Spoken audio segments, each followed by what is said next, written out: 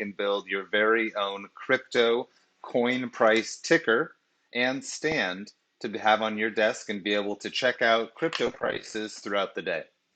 So I'm basing it off and using an M5Stack Core 1 device, which you can see here in the middle of my screen. It's a really cool device that M5Stack has put together that uses a display on the front with these buttons. It's got an SD card slot, which we're going to use in a moment.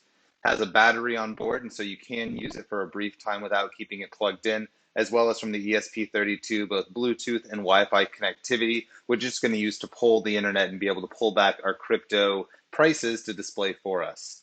Now the device comes with a couple really great features out of the box and with some really easy settings for you to change as a user so that you can customize it and see really just what's important to you. The middle button on the device changes the brightness, and so we can click through and brighten up the screen just by tapping there. If you press the right button and then use the left or middle button, you can adjust the interval. And so I'm clicking down and making the candlesticks a shorter interval. And you'll see that change on the display right away, both with the candlesticks as well as the highs and lows and range and information that it's displaying. And then the leftmost button will cycle through your choice of cryptocurrencies.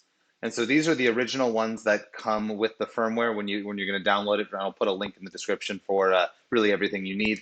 And then you can customize those as well.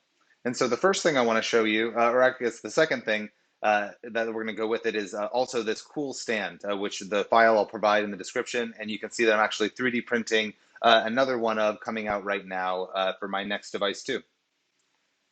So the first thing we'll do is show you how to flash the firmware. And so from the download link, you'll get a zip file, and it's going to look something like this inside the file structure. This doesn't work on Macintosh, at least yet, and so definitely make sure that you're using a Windows computer like I am, or using a Windows emulator like Parallels or VMware. Here what we'll do is I've gone ahead and I've already used a right click to open up this m5burner.exe as an administrator, and that's what we've got over here in this window. What you need to do is select the correct COM port. Most users will only have the one that's connected right now to your M5 device. And so you can see my white cord right here connecting to my Windows computer is that COM8 connection.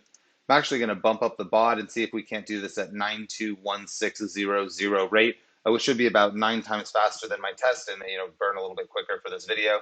And then the firmware that comes with this link is the crypto coin ticker. And so you want to make sure that you have that selected in the drop down here as well. The next step, and all you really need to do, is click burn. And the burner will handle connecting to your device, checking what it knows about it. You can see right there that my device actually went dark while it starts burning and allows it to communicate directly with the computer. And it's flashing right now the firmware onto the device. It's just about done at about 80%. As soon as it finishes, it's going to validate that what it wrote was compressed. And so next you'll see it doing that validation work. And it's going to go ahead and check what it's done. And then when it's totally complete, it will essentially reset and finish its work. And so you can see now I have the SD card already inserted from my last trial. And so from the SD card, it pulled up my Wi-Fi credentials, as well as the choice or the default list of cryptocurrencies to connect to. And so the device started right up and it's already right here, ready to run, connected to my home network and totally ready to show me cryptocurrencies throughout the day.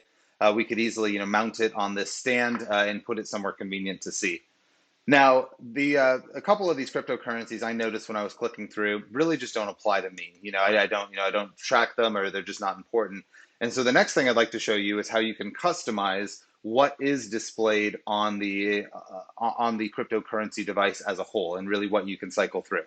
So I went ahead and pre-inserted another SD card into my computer here. And I've got that file opened up over here on the right. And this is essentially the configuration file for what is displayed on the coin ticker. And it really makes this super easy for any user to use, because we can use the burner, which is this window down here that we started with, and this config file together. And you never need to modify the burner and can always modify the config file afterwards. The other cool thing about how the config file works is you don't need to keep the SD card inserted. So you can actually see I can take this SD card out, and I actually don't need to put it back inside the device to perform a reset.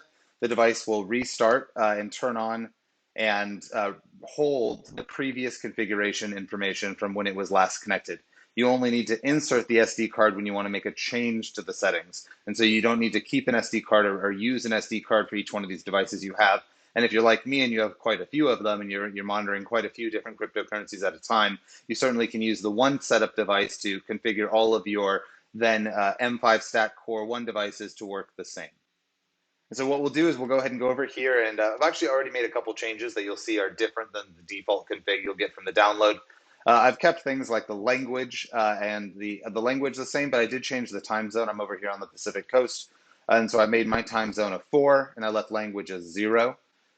You do need to let it know how many different pairs you have, and so we need to make that a 3 in our case. I'm going to use just 3 different choices. I'm doing Bitcoin, Ethereum, and Doge, and so I've got the names for those that are going to display on the LCD next, and then I've got the URLs from Binance, the cryptocurrency API hosting source you need to put in there so it knows what to look up, and then you can pick colors, and it does give some example colors toward the bottom that you can choose from that affect how the display shows you. So now that I've completed this, I'm just going to simply save it. And then what's really important I found is you actually do need to make sure you eject this SD card. It can get corrupted if you do not. So I make sure that I'm going to go ahead and eject that SD card. So I'll do that here. Got it a little bit outside of the tray. Oh, just a second. We got some tweezers.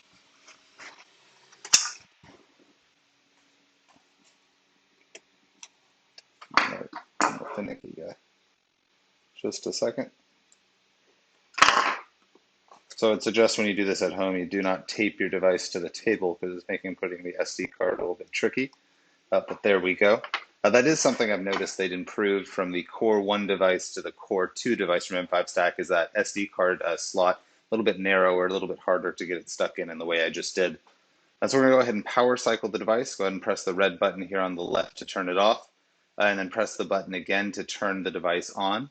We should see some indication that it's detected a change. There it is, these 2 settings changed from the SD card, and then it's reconnecting with those new settings to my Wi-Fi. And now we should see, there we go. There's that first Bitcoin cryptocurrency. And then if we cycle through, we'd see Ethereum and then Doge. So those are the 3 that we just set up. I think that concludes everything I wanted to show with you today. I'll put links and a little bit more information in the description. Feel free to comment or ask any questions on how we got this set up, or if you have ideas on how to customize it and would like to share, please let me know. We'll chat with everybody soon.